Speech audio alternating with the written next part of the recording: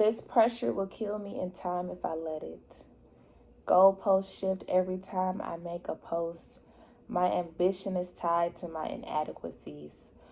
Where am I even going? I work hard to live when everything is optional. I always fall short on my own expectations.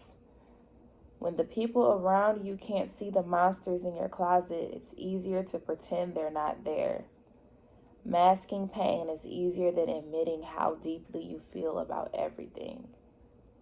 Brush it off. You're too sensitive. Do you really think I chose this life? Do you think it brings me joy to be swept away in emotion? I need to find my own ground.